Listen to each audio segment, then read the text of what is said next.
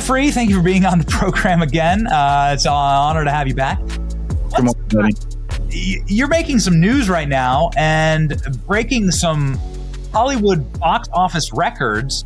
The movie hasn't even been released yet, King of Kings. But early this morning, we saw some pre-sale numbers. Yeah. We've already pre-sold over $14.6 million. That was in Deadline this morning or late last night. And that puts us, that Deadline saying we're poised to beat Prince of Egypt's record for the biggest animated biblical opening record. And that's a big deal. This movie is like Passion of the Christ for kids. And, everybody remembers when Passion of the Christ came out, but if you were a kid, you probably didn't get to go watch it. That's right. It's not right. It's not legal actually to take a kid to an R-rated movie, right? Okay. Yeah. And so if you're a kid, you didn't get to watch it. And this one is for kids. This movie, like we're seeing last night in the what they call the previews, there was just a couple showtimes last night for people who want to go early. And in those previews, we were seeing so many kids show up, just a few adults, just piles of kids in these theaters. And we're seeing kids come away with tears in their eyes, crying. For the first time, they're understanding the story of the New Testament in this one movie. And it's just in time for Holy Week. Palm Sunday is this Sunday. And so we're watching this take off. Now, that 14.6, a lot of that actually goes into Holy Week, those ticket sales. But so it's a very unpredictable way, like it's unpredictable box office. But looks like it's going to set some records. So Snow White, we looked this up last night because we're very interested in this culture war that you're fighting with Disney. Snow White only sold 5 million in pre-sales. Yeah. And you're now triple that, which in the budgets of the movies do not even compare. Correct me if I'm wrong. Budget of the Snow White was upwards of 300 million. With marketing, it's probably north of that. I think it's over 250 million. Yeah. What did your movie cost? This movie was in the 20s. So it's 1/10 the cost. This movie, it's made by a South Korean Christian director named Jay. I'm going to avoid slaughtering his real name. I tried it like 5 times this morning. I was like, I'm not gonna. But in English, he's Jay, and he has been working on this, I think, for 8 years on the side. His team, they actually make a whole bunch of animated shows for a lot of different big studios. They do a lot of the back end work for these big studios. And on the side, for 8 years, they've been making this movie, King of Kings, as a passion project for themselves. And then we connected with them just late last year, early this year, to say, hey, we can take, because nobody else was wanting to take this into theaters. No major studio was interested in taking this into theaters. And we said, we'll do it. And we'll take it out big. And we're going to do it at Easter. And it doesn't have to be as big as the biggest movies, but to be a success. But this is really starting to take off. This movie is, and because Jay is so experienced in this world, he was able to get an all-star cast for the movie. It has an incredible cast. It's an incredible story, and kids are walking out of this movie emotional, wanting to come back. It is it's a visual masterpiece. Like the walking on the water scene in this movie, mind blowing. So talk me through, and the ratings and the early ratings you have. Again, not just pre-sales. Are you dominating Disney's Snow White, which is sort of a lightning rod for a cultural moment, and that I want to ask you about in just a second. But you're just dominating on all of the review sites. Yes, it seems like you are winning this war against Disney, spending pennies on the dollar and telling stories that people are starving for. Yes. If you look, like critics came in, actually, this started at around 80% on Rotten Tomatoes with critics. And then as soon as it got some headlines, we got a whole bunch of critics coming in saying, if you go read their reviews, that most of the negative reviews are people like, they're not reviewing the movie, they're reviewing religion. And they're saying, I had a bad experience with religion and I hate Jesus, and so I'm going to write a bad review. But there's a few that legitimately don't like it. But my favorite, I think, is the New York Times, where she's just like, I don't know if you've got it there, but it's a top critic from the New York Times. And she said, the whole thing's predictable. There's not a single surprise. Well, yeah, when you read the Bible, there's It's like exactly not a single surprise. predictable, but well done. I mean, but it's from the difference is it's Mark Twain's story, which wasn't, or not Mark, Charles Dickens wrote this story, and it was his only unpublished story for about 65 years after his death, and he just gave it to his kids. And so in the movie, the surprise is that Mark Twain's, or Charles Dickens, sorry about that. Charles Dickens is the one telling the story. His character's in it, telling his story to his son. And this was published 65 years after his death. And so it takes Charles Dickens' cat and his son and puts them in the biblical space through imagination of storytelling. And that's super interesting for little kids. They love, like, the way that I have 6 kids, 13 down to 2 years old, and the way that the whole group of them is just glued with this movie is, there's not many movies that do this. So here's a New York Times article that you just brought up, and I want to contrast this with the 97% audience score that you have on Rotten Tomatoes, which is really impressive, along with a fresh rating of 62, which is also, again, very impressive. Although that started at 80, and as the headlines hit, you get all the basically the troll critics coming in. Okay, so talk me through this. Talk me through this headline from the New York Times, Jeffrey, because this is really one for the record. So, King of Kings, a review and remaking of The Christ. And it says Jesus Christ, the story of Jesus through the eyes of Charles Dickens that nobody asked for. Well, you have nearly $20 million in pre-sales, so clearly you're wrong. But please, the floor is yours. Yeah. I think the only movie it looks like this is going to top the box office, except for Minecraft, which is a monster. But this is going to be.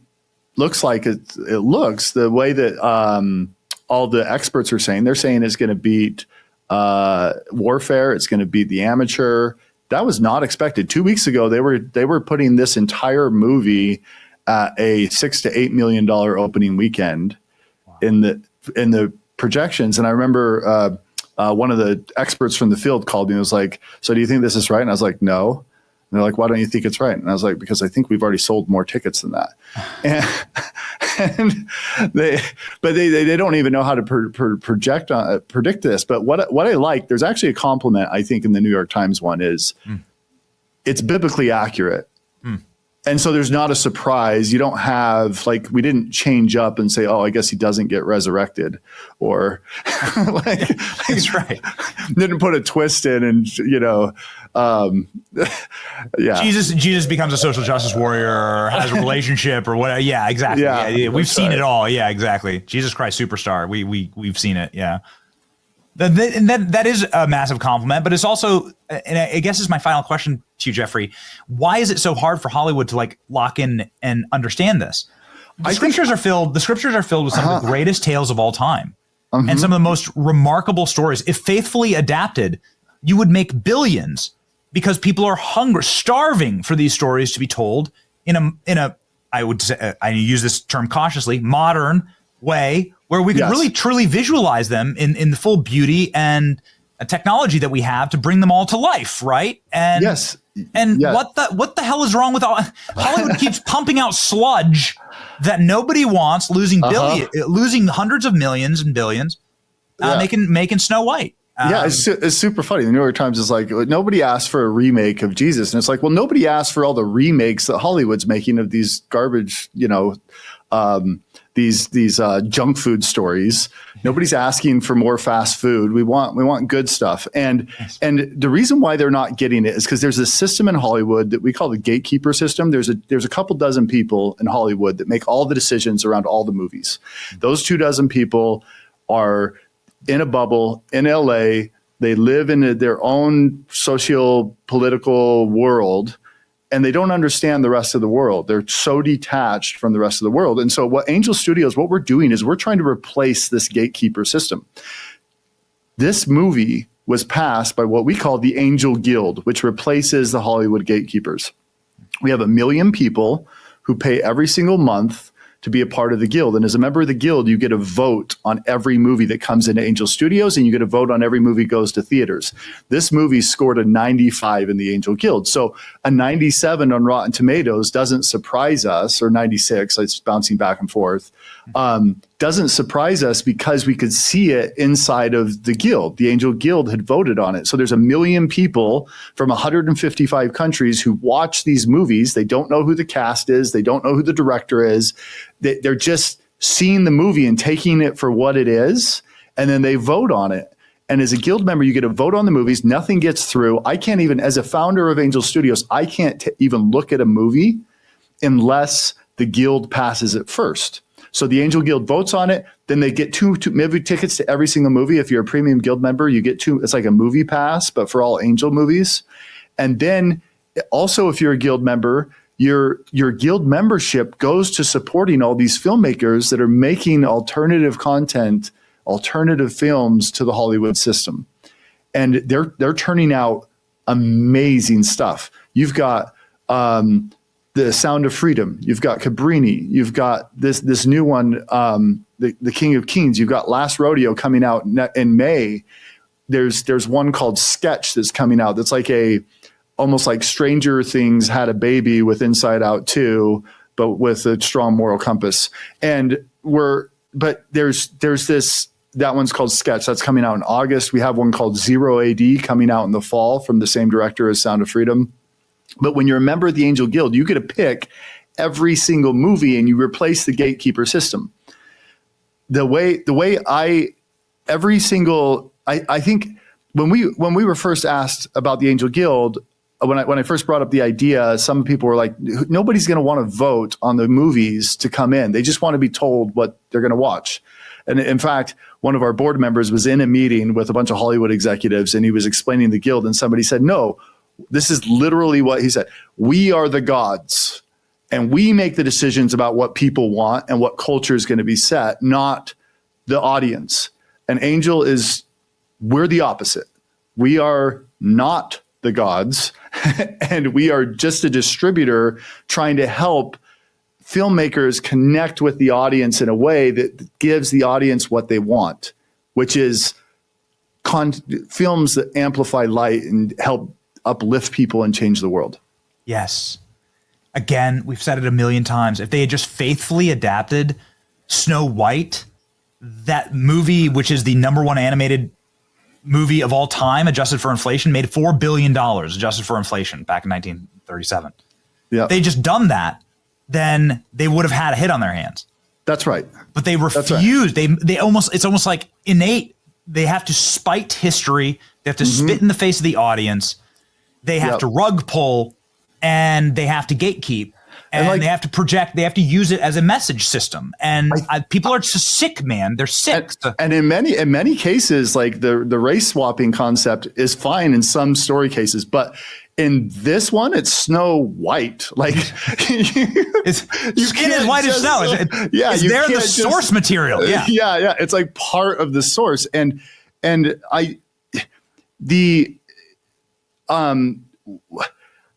I think that we're entering into a different phase of entertainment where you're seeing House of David on Amazon. You're seeing this. I mean, people are shocked. This movie is selling out all over. I've seen comments from people in certain areas. They're like, I can't find a ticket until next week. Yep. Certain areas where they can't get any tickets. Like if you're in an area that has seats, take advantage of it. But there are over 1,000 theaters sold out. And so we're trying to get more seats.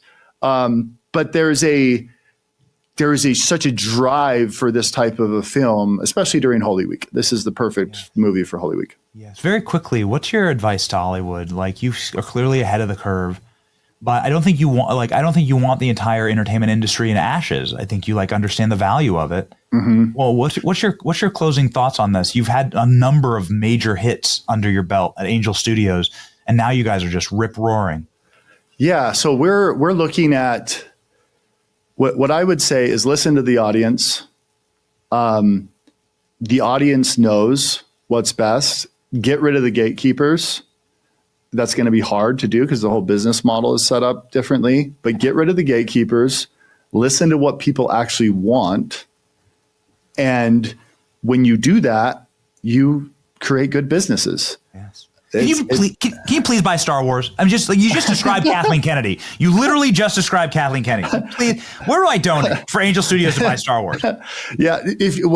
Think about this. Like if the filmmakers, the craftsmen in Hollywood, what we found, they're not against making great biblical content. If you see Zero AD, look at the cast on this. It's got Sam Worthington from Avatar.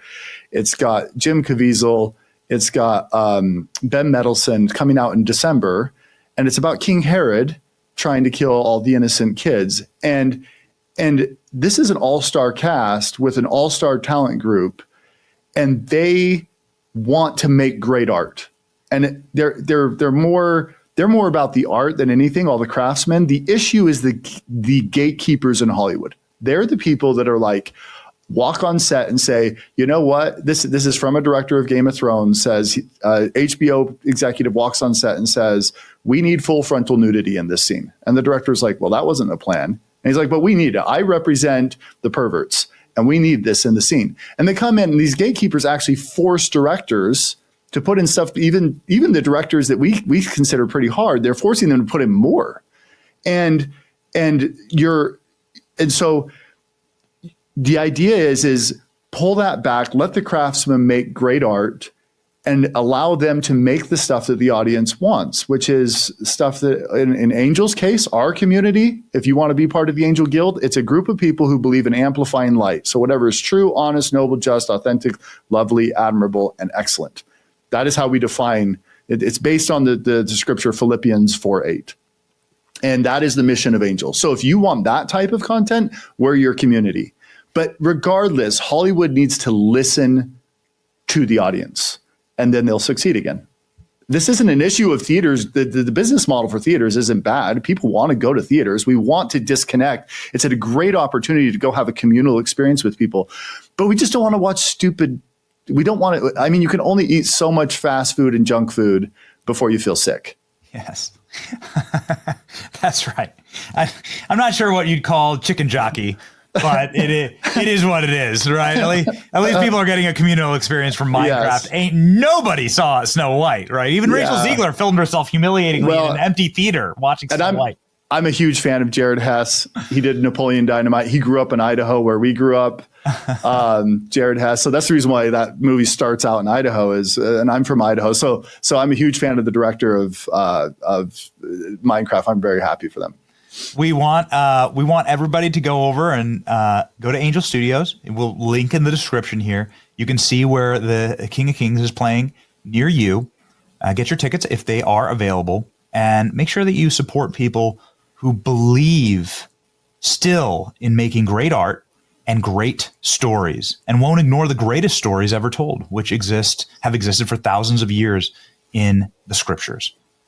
Thank you, Jeffrey, for doing this. You're an actual cultural warrior. People follow Jeffrey as well as please follow Angel Studios. Please click there, Angel Studios Inc. As well, because you guys are just, we talk a lot about it, man. It's what we're trying to do in the news space, in the cultural space, but you're doing it at a scale, and you're really fighting a David and Goliath story. And man, you got the stones. You know what I mean? Thank you. Thank you. Culture's upstream from politics. That's right. Yeah, come join us with the Angel Guild. Join this huge move. It's over 1 million people. You can vote on all the movies for Angel Studios. Link in the description. Thank you, Jeffrey. Godspeed, man. Have a great weekend. Thank you, Benny. I think you will. See ya. Thank you.